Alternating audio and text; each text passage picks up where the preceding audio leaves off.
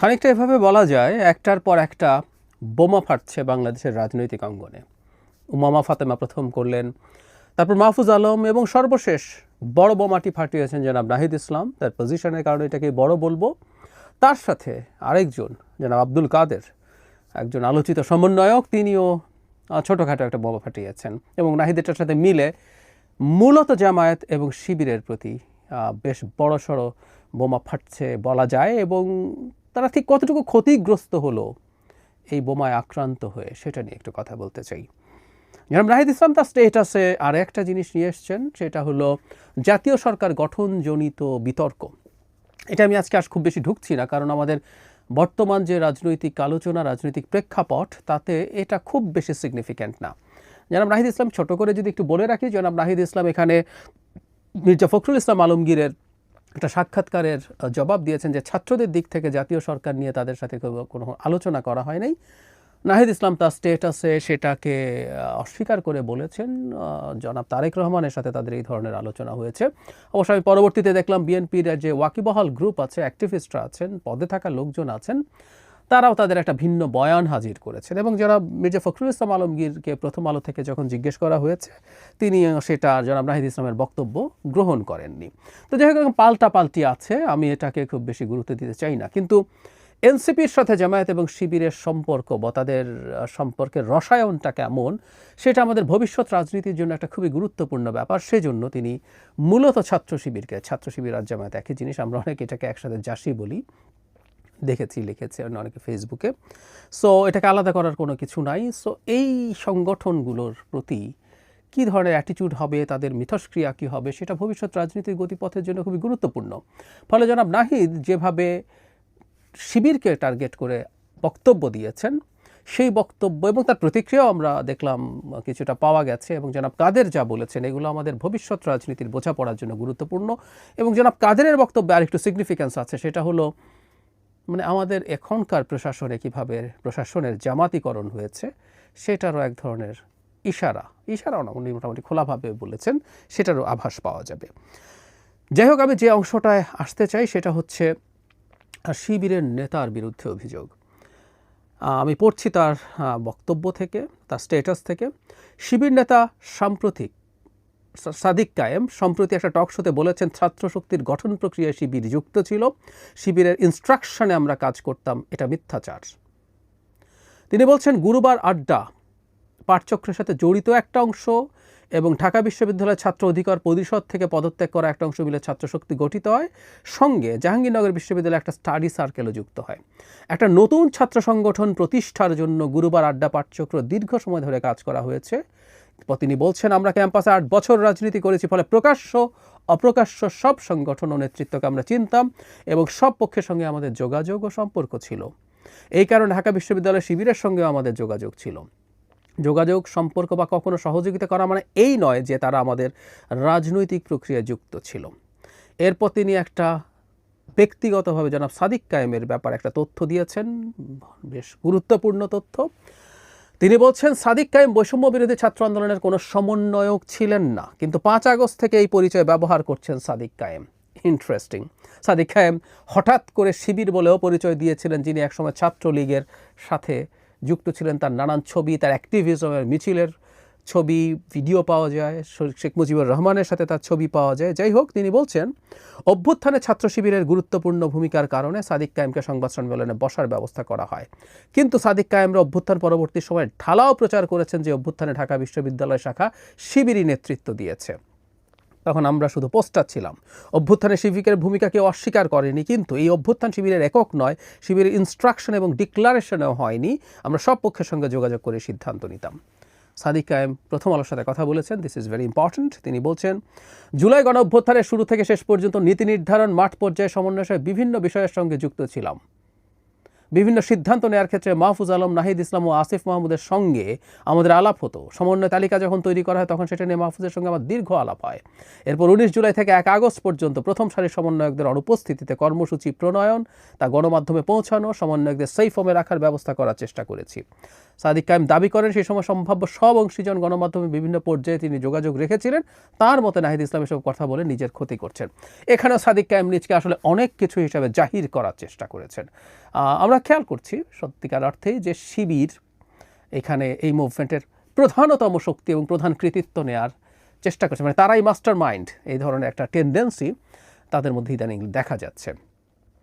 এখানে নাহিদ ইসলামের স্টেটাসে আরও কিছু ইস্যু আছে, আমি সেগুলো নিয়ে আলাদা একটা ভিডিও করতে পারি। সেটা হচ্ছে যে সামরিক শাসন জারির চেষ্টা ছিল, এই ধরনের একটা অভিযোগ তার এখানে এসছে, সেটা একটা ডিফারেন্ট আলোচনা।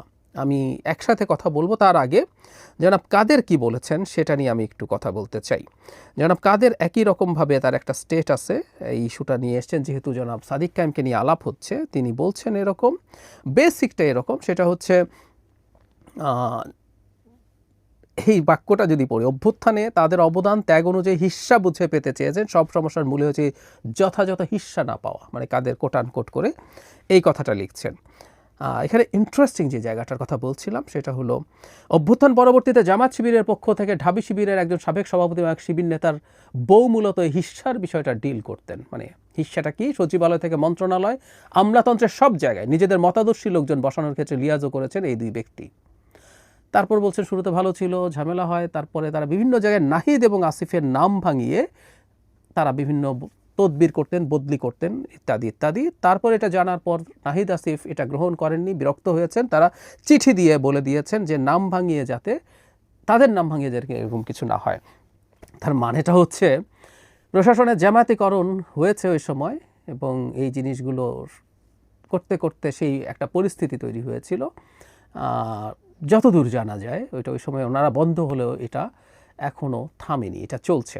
যাই হোক, এরপর যখন বন্ধ করে দেয়া হয়েছে তখন সাদিক কায়েম এক রাতে তাকে ফোন করেছেন, কাদের বলছেন তার সাথে দেখা করতে চান, এবং শেষে কথা হয়। এবং আবার ওই জায়গাটা পড়ি, ক্রেডিট ক্লেমিং। উনি বলছেন তারা কি না করেছে, অভ্যুত্থানে এত এত অবদান ত্যাগ, তারপরে তাদের প্রতি যখন এখন ইনজাস্টিস করা হচ্ছে, মাহফুজ নাহিদ আসিফরা এখন তাদের কথা শুনছেন না, তাদের বিট্রে করছেন, মাহফুজরা কথা রাখে নাই, তাদের মতো করে সব জামাত শিবিরকে প্রশাসনে, পুলিশে বা বিভিন্ন পদে নিয়ে না গেলে, বা বাইরে অন্যান্য জায়গায় ভিসি বিভিন্ন জায়গায় গুরুত্বপূর্ণ পদগুলোতে ডাক্তারদের ক্ষেত্রেও না হলে বিট্রেড হচ্ছে, তারা সব তাদের লোক দিতে চান, যেহেতু নাহিদ আসিফ তাদের নাম ভাঙিয়ে এসব করতে বারণ করেছিলেন।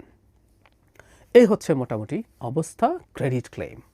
এখন আমরা যে আলোচনাটা শুরু করেছিলাম যে এই বিষয়টা কেন এখন সামনে আসলো, এটা কেন হলো, এর আগেও আমরা একবার খেয়াল করেছি জামাত শিবিরের বিরুদ্ধে এনসিপি রীতিমতো অফিসিয়াল স্টেটমেন্ট দিয়েছিল, আমাদের নিশ্চয় মনে আছে।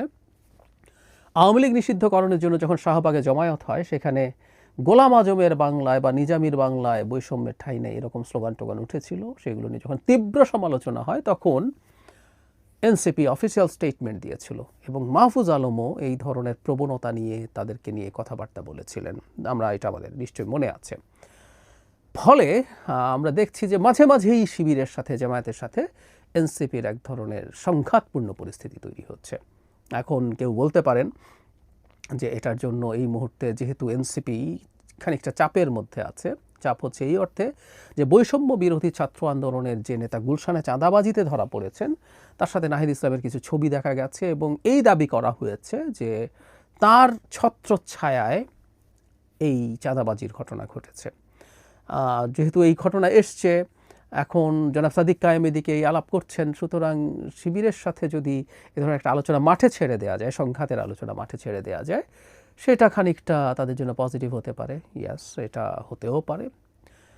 এর চাইতেও হয়তো জরুরি কথা সেটা হলো, মাঝে মাঝেই যেটা হয়, আমি ওই যখন শাহবাগে এই ঘটনা ঘটলো তখন আমার একটা ইন্টারপ্রিটেশন এরকম ছিল, আসলে দুই দলই দুই দলকে ব্যবহার করার চেষ্টা করে। এনসিপি মনে করে তার কিছু ফেস আছে, খুবই গুরুত্বপূর্ণ ফেস, ক্রেডিবল ফেসেস, এবং নাহিদ ইসলামকে, মানে সাদিক কায়েম কোথায় কী করে বেরিয়েছে আসলে এগুলো আমাদের দেখার স্কোপ হয় নাই। উনি ইভেন ছাত্রলীগ করে বেরিয়েছেন সেটাও আমরা জানতাম না। যখন প্রেস ব্রিফিং হতো তাকে মাঝে মাঝে দেখা যেত একটা পর্যায়ে। আর আমাদের সামনে যেটা এসছে মানে গোপনে কে কী হচ্ছে ইতিহাসের এই বয়ানগুলো আসবে এবং সমস্যা হচ্ছে গোপনে কী হয়েছে এটার 100 বয়ান অলরেডি এসে হাজির হয়েছে এবং এগুলো আমরা কোনোদিন প্রামাণ্যভাবে আসলে প্রতিষ্ঠিত করতে পারবো না। কিন্তু আমাদের সামনে নাহিদ ইসলাম জাজ্জল্যমান, নাহিদ ইসলামকে আমরা দেখেছি, অন রেকর্ড দেখেছি।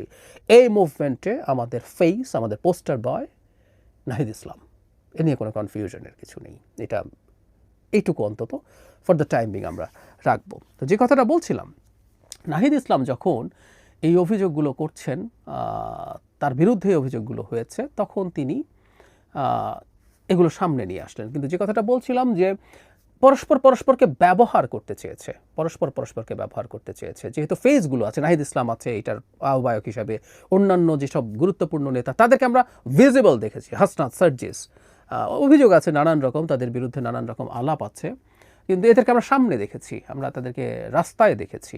এই যে রাস্তায় দেখছি, তখন এই ফেসগুলোর সাথে আবার তাদের জনবল অতটা নাই, এই অভিযোগ আছে। ইভেন তারা এখন যখন জুলাই পদযাত্রা করেছে তখনও তাদের যে লোকজন দেখা গেছে মূলত জামায়াত ইসলামী লোক সাপোর্ট দিয়েছে। সো তাদের ফেস সাথে জামায়াতের লোক মিলে তারা ইউজ করছে।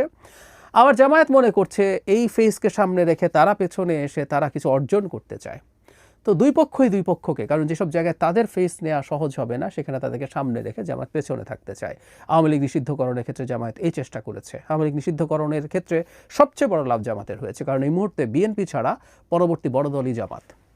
জামাত নির্বাচনে না গেলে, যদি আওয়ামী লীগ থাকতো মাঠে নির্বাচনে যেত, জামাতের আবার এত পাত্তা থাকতো না তখন। তো যাই হোক, এটা করতে গিয়ে যেটা দাঁড়ায়, তাদের যখন এই একত্র হওয়ার প্রবণতা বাড়ে তখন আবার জামাতের সাথে অনেক সম্পর্ক হয়ে গেছে, শিবিরের সাথে অনেক সম্পর্ক হয়ে গেছে। এটা এনসিপির ব্র্যান্ডিংকে খানিকটা হলেও ক্ষতিগ্রস্ত করে। তারা মধ্যপন্থী দল। শুধু তাই না, জামায়াতের ক্ষেত্রে ইন্টারন্যাশনাল কমিউনিটির একটা অংশের আপত্তি আছে। দেশের ভেতরেও জামায়াতে ইসলামীর রাজনীতি পছন্দ করেন না খুবই উল্লেখযোগ্য সংখ্যক মানুষ, বিশেষ করে যারা মধ্যপন্থী, যারা লিবারেল, তারা জামায়াতের মতো রাজনৈতিক দল শক্তিশালী হয়ে উঠুক এটা রাজনৈতিকভাবেই চান না। জামায়াতের রাজনীতির অধিকারের প্রতি তাদের স্বীকৃতি থাকার পরও তারা সেভাবে চান না। সো জামায়াতের সাথে এই ধরনের একটা সংঘাতময় পরিস্থিতি যদি দেখানো যায়, সেটা তাদের এক ধরনের সুবিধা দিতে পারে যে না, তারা তো আসলে তাদের মধ্যপন্থা ঠিক রেখেছেন, সম্ভাবনা আছে। কিন্তু যে কথাটা বলছিলাম শুরুর দিকে, যে সামনের রাজনীতির মেরুকরণের ক্ষেত্রে এই ব্যাপারটা খুবই গুরুত্বপূর্ণ হয়ে উঠতে পারে। কেউ বলেন যে তারা এই কোনো রকম একটা পাতানো খেলা খেলছেন, হুট করে এটা বলে ফেলছেন, তারপর আবার ওটা করে ফেলবেন। এটা যদি হয়েও থাকে, কেউ বলেন যে আগেও একবার হয়েছে, তারপরেও আবার তাদের খাতির দেখা গেছে। কিন্তু যদি হয়েও থাকে, নাহিদ ইসলাম যেভাবে অফিসিয়ালি একটা তার স্ট্যাটাস দিয়েছেন, যেটা নিয়ে নিউজ হয়েছে, এই জায়গা থেকে তো আসলে আর ফিরে আসা যাবে না। মানে উনি এখন কি বলবেন যে শিবির সম্পর্কে তিনি যা বলেছেন এটা মিথ্যাচার? তার পক্ষে কি বলা সম্ভব? বরং তার বয়ানে এই ন্যারেটিভটা ভেঙে যাওয়ার পরিস্থিতি তৈরি হয়েছে। আমি মনে করি এটা সবচেয়ে বড় সিগনিফিক্যান্স। শিবিরকে কেন্দ্র করে, শিবিরকে অনেক কিছু না, মানে প্রধান কিছু বানিয়ে ফেলার একটা চেষ্টা কোনো মহল থেকে হয়েছে। সাদিক কায়েমকে প্রমোট করার চেষ্টা আমরা দেখেছি, কিন্তু আসলে কেউ একজন গোপনে কি করে বেরিয়েছে, সেটা কেউ 2-4 জন মিলে সেটাকে আপহোল্ড করে এই অভ্যুত্থানের মানে প্রধান এজেন্সি দিয়ে দেওয়া নিয়ে ভীষণ আপত্তি আমরা করব। আমরা অবশ্যই প্রত্যেককে তার প্রাপ্য অধিকার দিতে চাই, কৃতিত্ব দিতে চাই। জামায়াত শিবির এই মুভমেন্টে ছিল, তারা সেই প্রশংসা পাওয়ার, সেই কৃতিত্ব পাওয়ার, কিন্তু তারাই প্রধানতম চরিত্র। এই ডিজাস্টারটা, এই মিথটা ভেঙে দিয়েছেন জনাব নাহিদ ইসলাম। সেই কারণেই তার এই বক্তব্য খুবই সিগনিফিক্যান্ট হয়ে থাকবে। যেমন সাদিক কায়েম সমন্বয়ক ছিলেন না, এটা আমারও জানা ছিল না। তাকে যেহেতু ওই টেবিলে বসতে দেখতাম, আমি ভেবেছি তিনি সমন্বয়ক, অথচ সমন্বয়ক বলছেন 5 আগস্টের পর থেকে এই আলাপ করছেন। আবার এই যে ক্রেডিট ক্লেমিংয়ের ব্যাপারটা, জনাব কাদের তার স্টেটাসে বলছেন যে সাদিক কায়েম তাকে ডেকে তিনি হিস্সা পাচ্ছেন না, মানে তিনি জামাতের লোক ঢোকাতে পারছেন না। আর নাহিদ আসিফ, মাহফুজরা ভুলে গেছে, মানে তারা এখন আর তাদের তদবির শুনে জামাতিদেরকে দিয়ে ভরিয়ে ফেলছে না প্রশাসন বা অন্যান্য জায়গা, শিক্ষা প্রতিষ্ঠানগুলো। এটা তাদের খারাপ লাগছে। সুতরাং বাংলাদেশের 5 আগস্ট পরবর্তী সময়ে ক্রেডিট ক্লেমিংয়ের যে রাজনীতি সোকল্ড, আমরা বললি যে শুরু থেকে এটাই ক্ষতি করেছে। ইনফ্যাক্ট এটার পার্টি ছাত্র যারা নন শিবির তারাও আছেন, প্রধান উপদেষ্টা শুরু করেছেন, তারাও একই ধরনের ইঙ্গিত, তারা একই ধরনের আলাপ করা শুরু করছেন। তারা প্রতিপক্ষকে ঘায়েল করার জন্য নিজেদেরকে প্রধান না একমাত্র হিসাবে দেখানোর চেষ্টা করেছেন। এই সবগুলো হয়েছে। এখন ছাত্র শিবিরের দিক থেকে তো এটা সিরিয়াস পর্যায়ে চলে গেছে। এই মিথগুলো ডিবাঙ্কড হতে শুরু করেছে। এই আলাপগুলো চলুক, খানিকটা ঝগড়াঝাটিও এই অর্থে মন্দ না, কারণ এগুলো আমাদের সামনে এইসব সত্য সামনে নিয়ে আসছে। জনগণের কাছে তথ্য থাকুক, তারা নিজেদের মতো করে সিদ্ধান্ত নিক। বিশেষ করে সেই আমাদের সামনে এই প্রশ্ন হাজির হয়েছে, সাদিক কায়েম আমাদের কাছে বিশ্বাসযোগ্য নাকি নাহিদ ইসলাম বিশ্বাসযোগ্য? একটা মানুষ যিনি পরিচয় লুকিয়ে ছাত্রলীগ করেছেন, তারপর এখন এসে শিবির ঘোষণা করছেন। কেউ কেউ বলেন শিবির ঘোষণা করলে তো মেরে ফেলতো। শিবির ঘোষণা করতে হবে কেন? একেবারে শিবির ছাড়া কি না মানে সাধারণ ছাত্র আর কেউ থাকেনি? একেবারে দলে যেতে হবে? সেটা তো হয়নি, এর বাইরেও লোকজন ছিল। আর ছাত্রদল তো তার নাম পরিচয় দিয়ে রাজনীতি করেছে, মারের পর মার খেয়েছে। তো সেই সাদিক কায়েমকে জনগণ বিশ্বাস করবে, নাকি একজন নাহিদ ইসলাম যিনি দুর্দান্ত সাহস নিয়ে জনগণের সামনে এসে দাঁড়িয়েছেন, মার খেয়ে জখম হয়ে যাওয়ার পরও লড়াই থেকে সরে যাননি, সেই নাহিদের কথা বিশ্বাস করবে? সময় সেটা বলে দেবে।